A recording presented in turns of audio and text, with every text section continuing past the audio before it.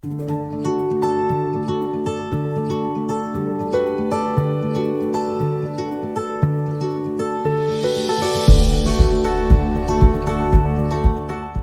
Shmot, esta parashá tiene que ver con las parteras judías, el sufrimiento de Israel en Egipto, la marginación que tenían los judíos por parte de los egipcios, el crecimiento demográfico judío en Egipto, la llegada de Israel a Egipto, cuántos fueron, etcétera, la llegada de Moshe a la casa de Yitro. Obviamente antes de la llegada de Moshe a la casa de Yitro viene la huida de Moshe de Egipto, la actitud que tiene Moshe ante esa situación de la esclavitud y la opresión que tiene su pueblo en Egipto, el crecimiento de Moshe en casa de Faraón y todo el proceso de redención que viene con todo ello, ¿no? El primer hijo de Moshe, que nace por fuera de Egipto, el tema de la zarza ardiente, sobre lo cual vamos a hablar hoy, la insistencia que Dios le hace a Moshe en liderar al pueblo, las señales que lo van a acompañar y la autorización que pide Moshe a su suegro para viajar a Egipto. El peligro de la muerte de Moshe con el tema de la circuncisión de sus hijos, la llegada a Egipto, la entrevista primera que tiene Moshe con Faraón y la opresión, la respuesta de Faraón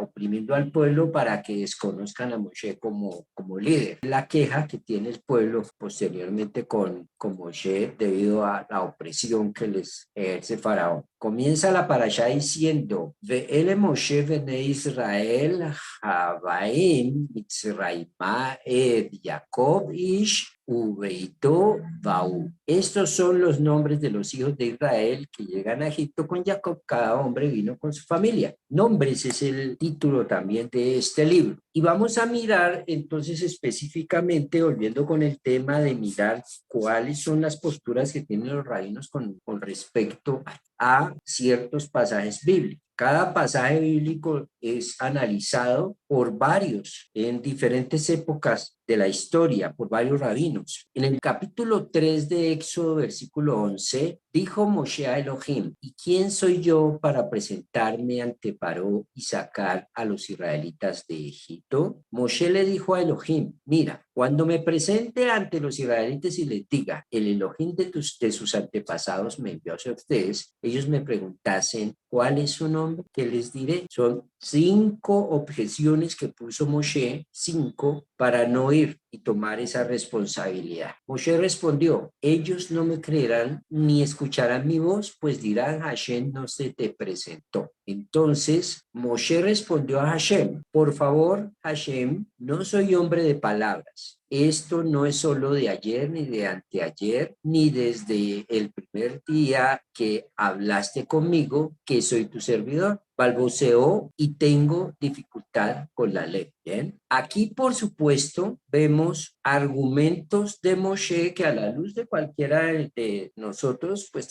tendrían validez. No es fácil afrontarse ante esa circunstancia de ir a afrontar todo lo que le tocó vivir a Moshe. Aquí en de nosotros no se nos dice, vaya, ordene al mar que se abra en dos y se va a abrir.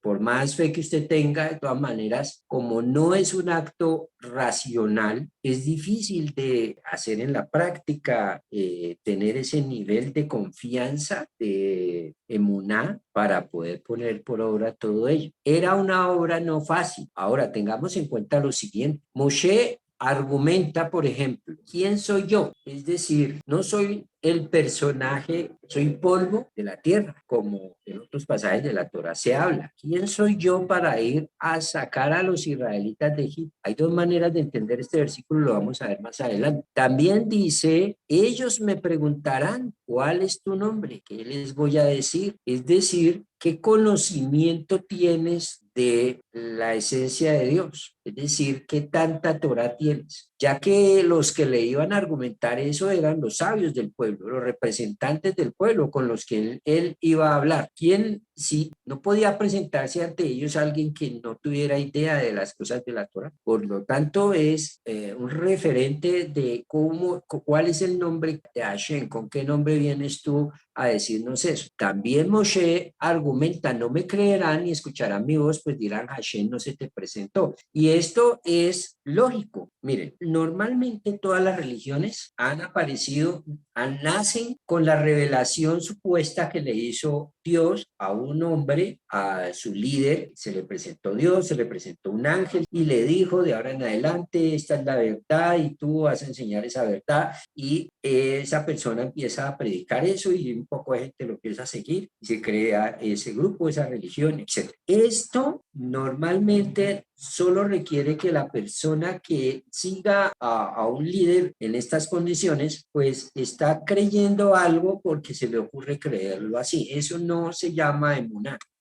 Hay una cosa muy diferente entre emuná y fe. Fe es una creencia, o sea, estoy hablando en términos de en lo que se conoce fe, en términos cristianos, en términos católicos, en términos de cualquier otra religión, pero no en términos hebreos. Entonces les decía, en términos de las religiones del mundo, fe es la creencia en algo sin una prueba verídica de ello. Entonces, alguien puede llegar y decir, a mí Dios me dijo tal cosa y el otro, si lo cree, está creyéndolo sin un respaldo confiable de ello, simplemente que le crea a esa persona. Si el fundador de los mormones dijo que se le presentó el ángel Moroni y le dio todas las órdenes con las cuales debía fundar su religión, su grupo. Y hubo cantidad de gente que lo siguió y le creyó eso. ¿Creyeron qué? ¿En qué creyeron? Creyeron en que lo que ese hombre estaba diciendo que Dios le dijo. O sea, ya de tercera mano. Y en la mayoría de las religiones se basan en que Dios le habló al fundador y de ahí en adelante todos le creyeron, ¿sí? Pero en la Torah no es así. El concepto de emuná, que sí lo podemos traducir como fe, pero que en realidad su significado cambia drásticamente con respecto a lo que se conoce popularmente como fe. Y es que emuná es una creencia que no está basada en mitos.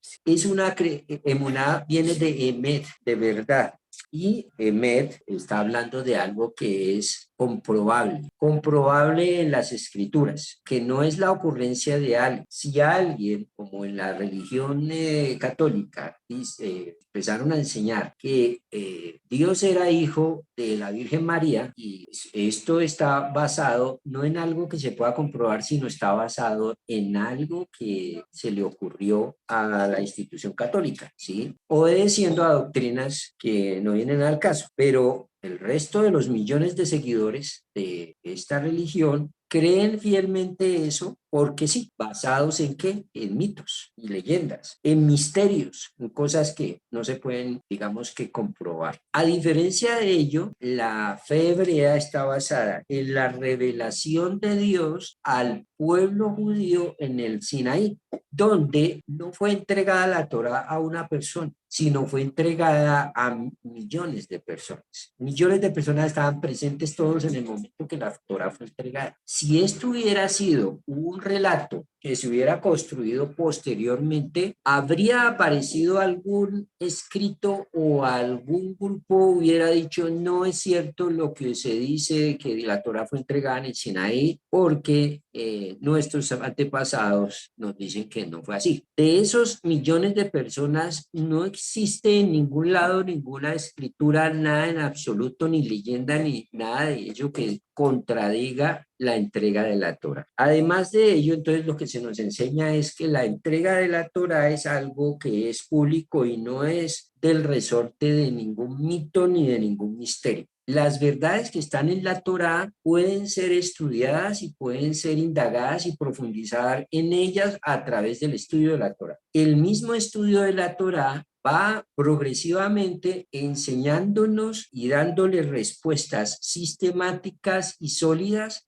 a la fe hebrea, es decir, a la emuná. De modo que este pueblo estaba acostumbrado a seguir a su liderazgo basado en las verdades que están en la Torah. En este momento entonces dirás, pero no había algo Torah escrita, pero te vamos a recordar que sí había Torah oral. Todavía no había sido nada escrito hasta ese momento. La mayoría de las cosas estaban de generación en generación de manera oral, eran enseñadas. Cuando se llega al monte Sinaí es cuando se escriben esas bases y de ahí en adelante se desarrolla todo también un proceso de Torah escrita y de Torah oral ampliando lo que está codificado en la Torah escrita. Y por supuesto que de ahí en adelante ningún líder podía enseñar absolutamente nada como si fuera revelación de Dios que contradijera lo que está en la Torah escrita y lo que está en la Torah oral, por supuesto. Es decir, que no se podía presentar ningún profeta ni ningún líder a decir, Dios me reveló esto y me dijo, añadía un nuevo mandamiento o que suprimía unos mandamientos, etcétera, etcétera. No se podría hacer porque lo que Dios destinó como escrito, eso escrito quedó, y todo aquello que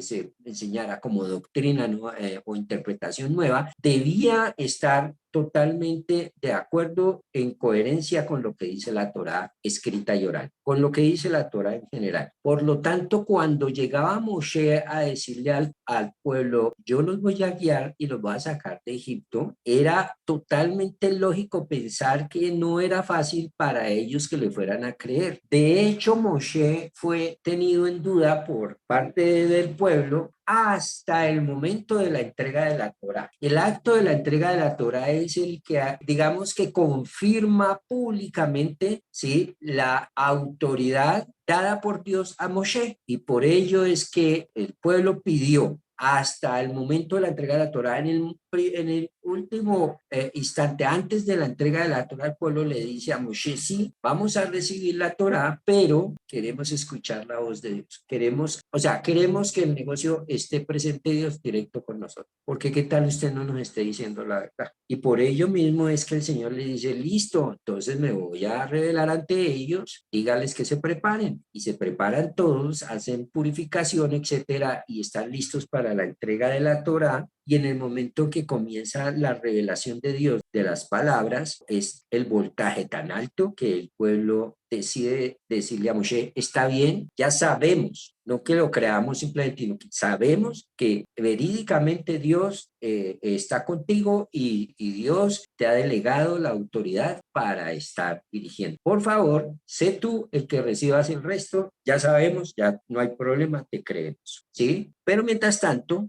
había dudas razonables si verdaderamente Moshe venía en nombre de Dios a hacer la obra que tenía que hacer. Entonces Moshe tiene esa lucha. Maimónides al respecto, en Yesod HaTorah 8:1 al 2 dice, los judíos no creyeron en Moshe, nuestro maestro, por los milagros que realizó. Ahí hay otro punto además. Moshe llegó y hizo milagros. La emuná nuestra no está basada en milagros. Que ese pastor hace milagros y entonces lo seguimos porque hace milagros. Si alguien sigue a otro porque hace milagros, su fe es muy limitada, es una fe imperfecta. Ahí no hay emuná verdadera. ¿Por qué? Porque el milagro puede también ser hecho por cualquier otro. La energía que está dispuesta a nivel espiritual para hacer milagros, en términos generales está dispuesta, es un fenómeno que está ahí, pero el tema radica en por qué lado entra a ese nivel de hacer milagros. Puede hacer milagros por el lado negativo o puede hacer milagros por el lado positivo. Es decir, que un charlatán, un brujo, etcétera, también podría hacer milagros. De hecho, vemos casos en la Torá como el caso de Bilam, ¿sí?, que era una persona que sabía cómo acceder a ese espacio espiritual para hacer que sus profecías se hicieran realidad, para hacer milagros, etcétera. Y el milagro, entonces, partiendo de ese principio, no puede ser la base para creer. Usted puede ir a un santuario idólatra y puede ver en esos santuarios muletas colgadas, de milagros que se dieron, algunos supuestos y otros puede que haya sido verdad. En toda religión se dan milagros, en toda. ¿Usted cree que es que los milagros solo se dan en su iglesia o en su grupo? En todo lado hay milagros. De hecho, la vida está llena de milagros. Nuestra existencia es un milagro.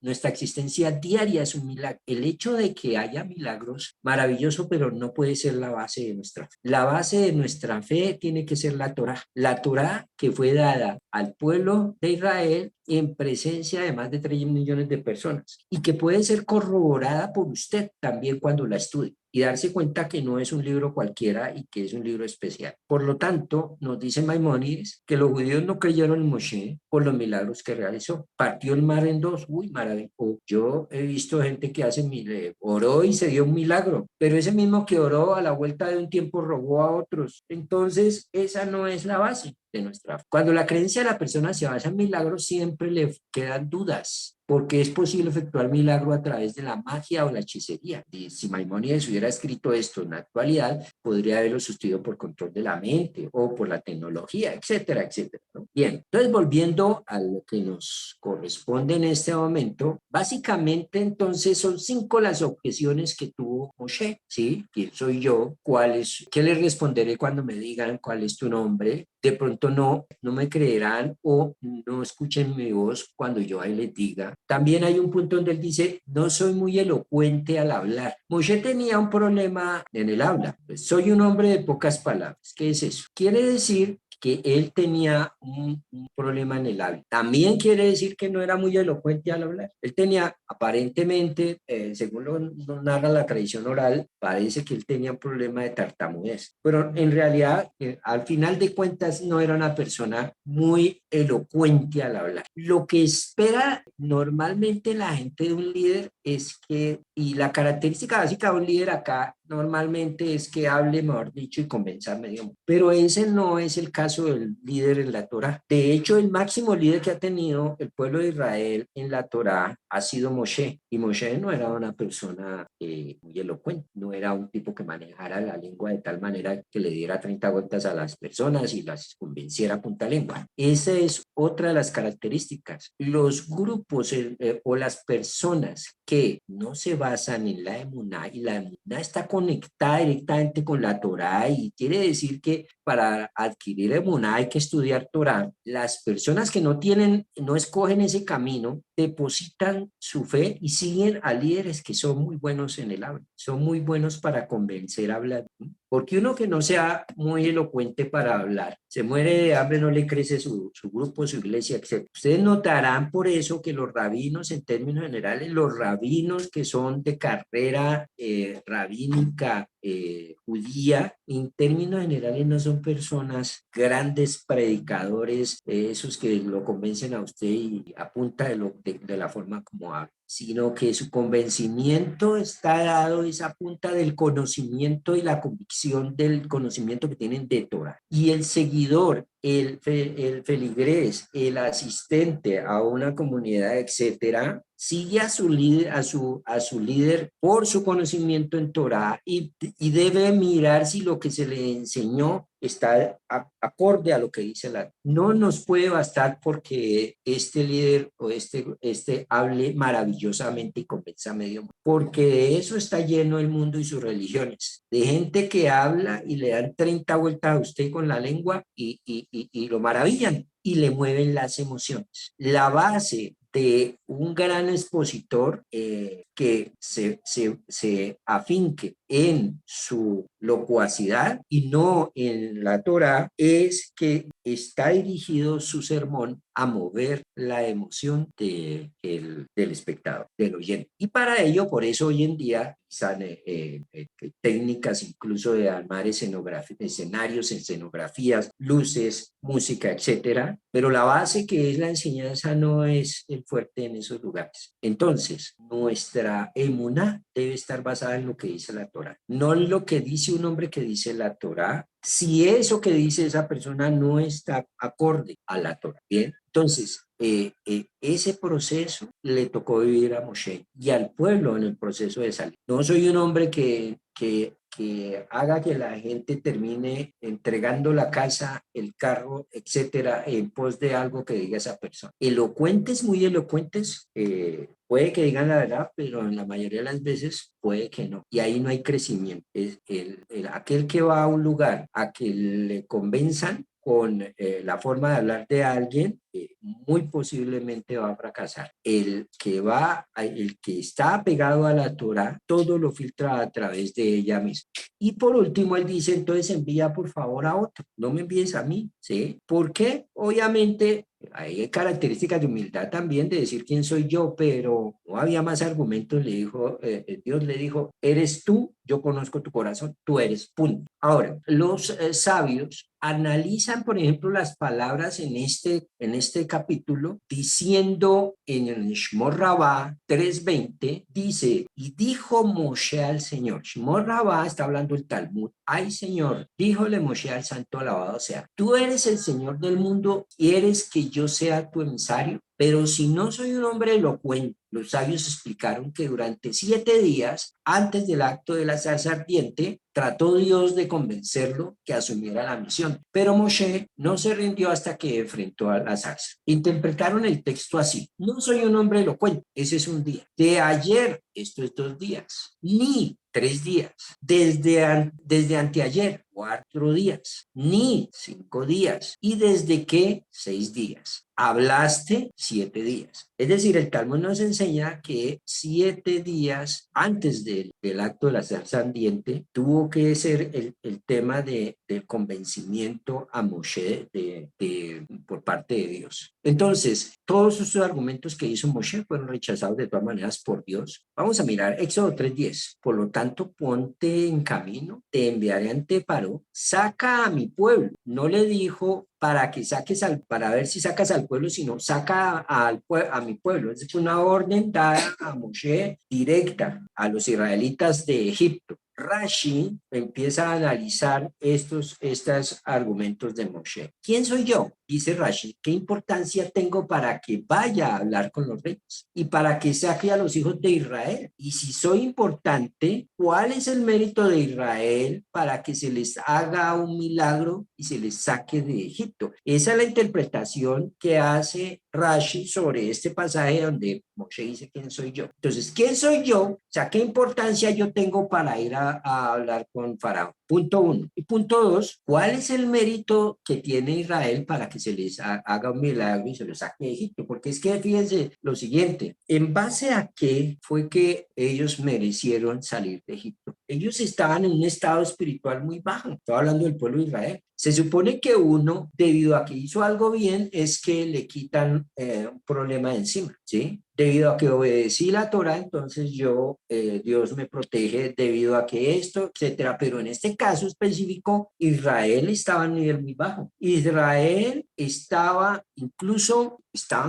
a un nivel a un punto donde posiblemente hubieran caído ya en asimilación. Muchos se habían asimilado, muchos. Fíjense que la cantidad de judíos que había viviendo en Egipto, cuando salen, y eso lo veremos en próximas parashot, cuando ellos salen, no salen todos los que eran de Israel. Muchos se quedaron en Egipto y algunos salieron, pero no muy convencidos. Y el grupo que salió era un grupo minoritario con respecto al grupo que vivían en Egipto. Muchos se han acomodado al tipo de vida egipcio, otros se mantuvieron firmes, pero según vemos también, estaban en el nivel número 49 de descenso a nivel espiritual y por eso es necesario Shavuot, todo el proceso de conteo desde Pesaj hasta Shavuot, que también se puede estudiar sobre esa temática. ¿Bajo qué argumento tendrían ellos que salir de Egipto? ¿Bajo qué argumento?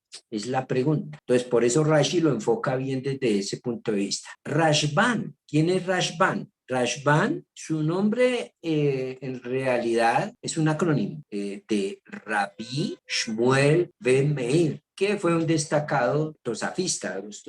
Los tosafot son los descendientes de Rash. Él era nieto de Rash y era racionalista. Rashban argumenta lo siguiente. Rashban con respecto a este tema. ¿Quién soy yo? Quien desea comprender el significado directo de este texto podrá servirse de la explicación que propongo, pues mis predecesores no lo comprendieron en absoluto. Moshe respondió a dos cuestiones. Una, la orden de dirigirse al faraón y la otra, el mandato de sacar a los hijos de Israel de Egipto por orden del faraón. A lo primero contestó, ¿quién soy yo para que vaya al faraón? Aún si le llevara un gran presente, ¿acaso puede una persona extraña, desconocida como yo entrar en la corte real? ¿Y para que saque a los hijos de Israel de Egipto? Suponiendo que sea apto para presentarme ante el faraón, para que me atienda en diversos asuntos, pero en este, ¿qué argumento convincente podría esgrimir? ¿Acaso es faraón tan tonto como para hacerme caso y liberar a un pueblo numeroso, esclavo suyo, y dejarlo salir de su tierra? ¿Qué podré decirle para convencerle? ¿Cómo podré convencerlo para que ordene la salida de Israel de Egipto? Quien interpreta estos versículos comunicándoles otro significado hierra por pleito, según Rashban. Nosotros tendemos a aceptar más la descripción sobre este tema que dio Rashi. Rashban hace una cantidad de argumentaciones con, fíjense el contexto, Moshe estaba en la zarza ardiente donde el Señor le dice descálzate, etcétera, y no tenía el tiempo, etcétera, para poder hacerse una cantidad de preguntas como las que hace Rashban sobre este tema, ¿sí? Porque miren el contexto, cuando el Señor vio que él se acercaba para mirar, Dios lo llamó de en medio de la zarza y dijo, Moshe, Moshe, Moshe, y él respondió, heme aquí. Entonces él dijo, no te acerques aquí, quita las sandalias de tus pies, porque el lugar donde estás parado es tierra santa. Y añadió, yo soy el Dios de tu padre, el Dios de Abraham, el Dios de Isaac, el Dios de Jacob. Entonces Moshe cubrió su rostro porque tenía temor de mirar a Dios. Y el Señor dijo, ciertamente he visto la aflicción de mi pueblo que está en Egipto. Ha visto la aflicción, pero esta no es base para decir que por eso lo va a sacar. El Señor ha visto la aflicción también de muchos en el mundo, ¿sí? Pero no por ello lo saca ¿por qué sí decidió al ver la aflicción del pueblo sacarlo? ¿Basados en qué? Y he escuchado su clamor a causa de sus capataces, pues estoy consciente de su sufrimiento. Dice Rashi, en cuanto a tu pregunta, ¿cuál es el mérito de Israel para que salgan de Egipto? Vean que es verídica la pregunta que nos estamos haciendo. Te responderé, dice Rashi, les tengo preparado algo grandioso. Están por recibir la Torah en ese monte, al cabo de 3 meses después que hayan salido de Egipto. Entonces, la base con la cual Dios los sacó de Egipto y se da respuesta a la pregunta que hace Moshe al decir, ¿quién soy yo y quiénes son ellos para sacarlos? Ya que ellos andan en un nivel de inclinación espiritual muy bajo. Acuérdense cuando Moshe sale y ve cómo el egipcio está castigando al hebreo y cuando él entonces mata al egipcio, al día siguiente ve a los dos hebreos peleando y entonces él se mete a decir no peleen, tratando de hacer paz entre sus hermanos y entonces uno de ellos le contesta, ¿y usted quién es para venir aquí a meterse a resolver nuestros problemas? Usted mató ayer a un egipcio, ¿sí? Y él a raíz de eso tiene que huir porque son los del mismo pueblo de Israel, son que van y lo denuncian. Y entonces él, según nos dice la Torah oral, toma la decisión y dice, este pueblo está muy bajo, o sea, ¿cómo es posible que yo me sacrifique por el bienestar de ellos y aún así ellos son los que me hagan perseguir? Entonces, era válida la pregunta de Moshe. Y el Señor le responde, yo sé el Señor vuestro Dios, en Números 15:41, que os saqué de la tierra de Egipto para ser vuestro Dios, yo soy el Señor vuestro Dios. Es decir, que por mí mismo yo tomo la decisión, yo lo respaldo a usted, Moshe, para que vaya y hable ante Faraón. Es porque yo soy vuestro Dios. Ve y habla con Faraón. No es un asunto tuyo, es un asunto mío. Pero todavía queda la pregunta, ¿y cuál es la base para sacar al pueblo? La base para sacar al pueblo es por lo que ellos no han hecho, sino harán en el futuro. Según Rashi, porque ellos van a recibir la Torah después de 3 meses. Podría uno argumentar, y entonces ellos van a recibir la Torá y la van a aceptar. Claro que sí. Acuérdense del pasaje donde dice, el pueblo dice, haremos, y posteriormente haremos y escucharemos. Naase Benishma. Pues, basado en lo que en el futuro iba a suceder, que ese pueblo iba a recibir la Torá y se iba a subordinar a lo que dijera la Torá. Basado en ello es que Dios da la orden de sacarlos de Egipto. Bien, preguntas.